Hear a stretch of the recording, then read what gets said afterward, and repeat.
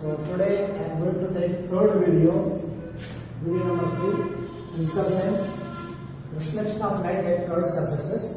In this video I am going to explain you about the classification of mirrors and their images forms, and also we are going to learn important definitions. Okay children, now let us see the types of mirrors and how they form the images and which kind of images they form. So there are two types of mirrors mainly, that is plane mirrors and spherical mirrors. You can follow the chart. These plane mirrors just reflects, there will be no convergence and no divergence, and it forms virtual, erect and laterally inverted image.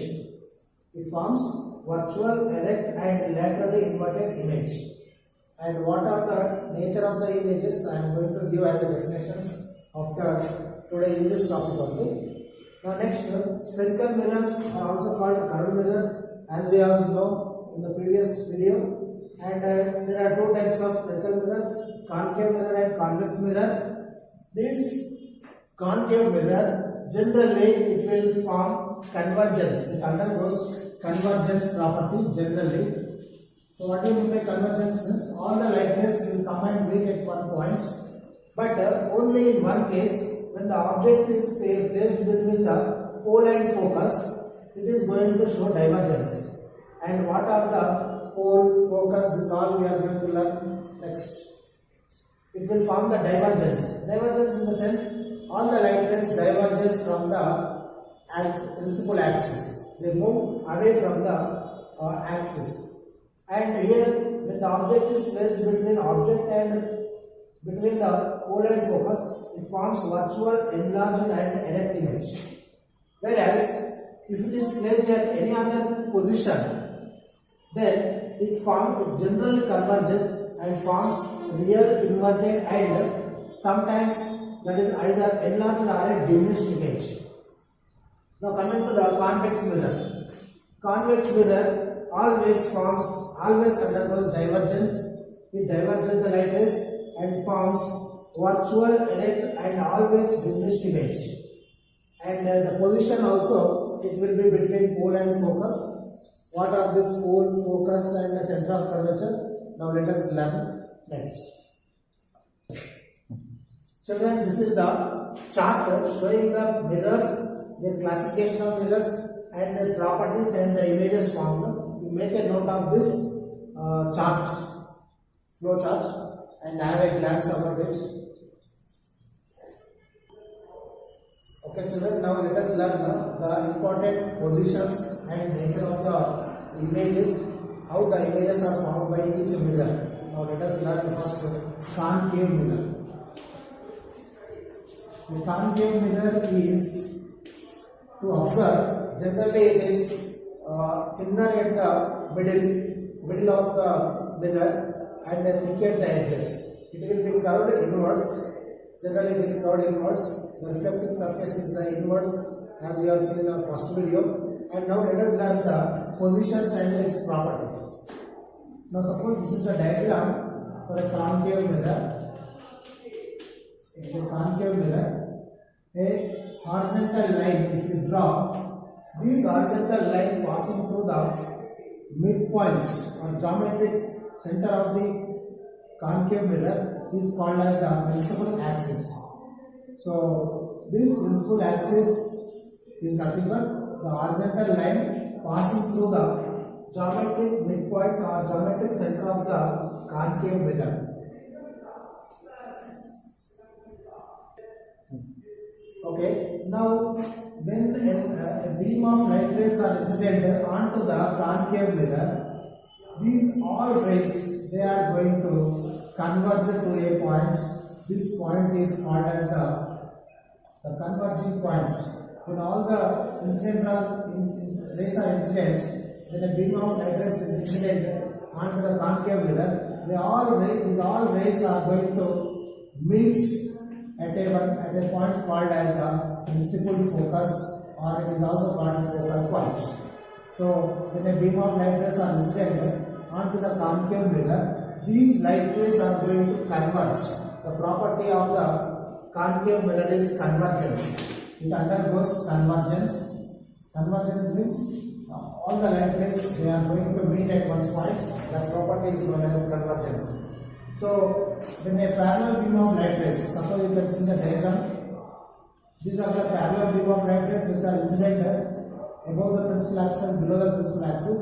These are all incident rays. They are going to, the reflected rays are going to converge to a single point. That point is called as the principal focus. It is one of the important point to note. So children, what is a principal focus means? When a parallel beam of light rays incident onto the concave mirror, all the light rays, they are going to converge to a point. Such point is known as principal focus, or it is also called a focal point.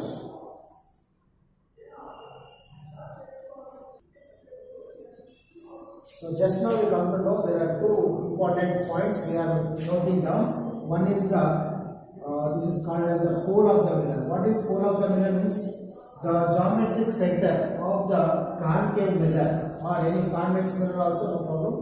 So the geometric center of the spherical mirror is called pole of the mirror. This is another definition. And when a beam of light rays are incident onto the concave mirror, all the rays converge to a point. Such point is called as principal focus or focus.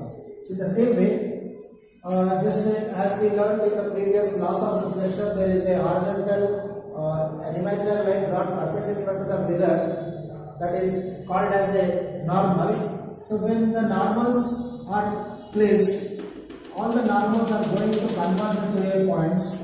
This point is called as the center of curvature. So all the normals are going to converge to a point. Such point is called as the center of curvature. What is center of curvature? Now let us see another diagram. This is a sphere. Let us understand what is a sphere.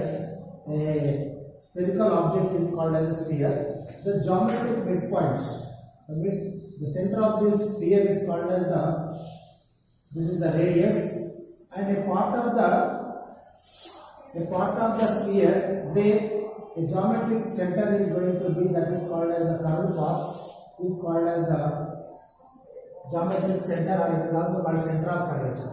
And in that center of curvature, if the light rays are made sent onto the parallel beam of light rays are sent towards the concave mirror, all the light rays converge to the reflected rays converge to the point called focus, and all the normals meet at a point called as the center of curvature.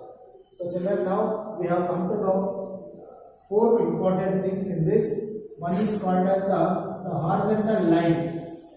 This is the horizontal line passing through the pole, focus and center of curvature is called as the principal axis. What do you call? Principal axis. This is the first definition. You can say principal axis. Next, when a parallel beam of light rays are incident onto the concave mirror, all the reflected rays converge to a point called as focal point, or it is also called principal focus. Principal focus. Next, in the same way, these normals, the imaginary lines which are placed between the incident ray and reflected ray, these are called normals. All the normals are converged to another point called as center of curvature. This is called as the center of curvature. I give these definitions in the next. I will write on the board. Next, the geometric center of the spherical mirror, it can be a concave or convex. The geometric center of the spherical mirror is called as the pole of the mirror. Pole of the mirror. It is denoted by capital P, and principal focus, or it is denoted by the capital F.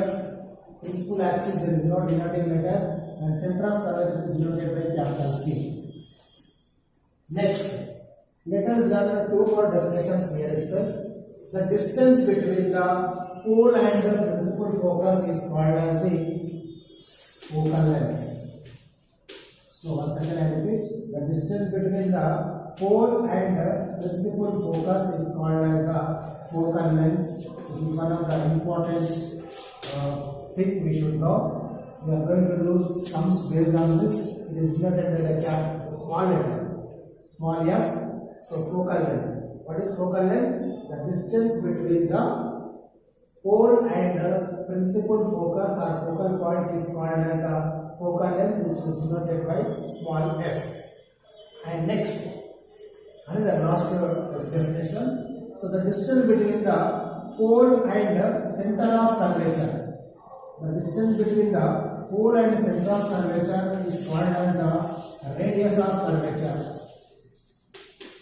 Radius of curvature denoted by capital R.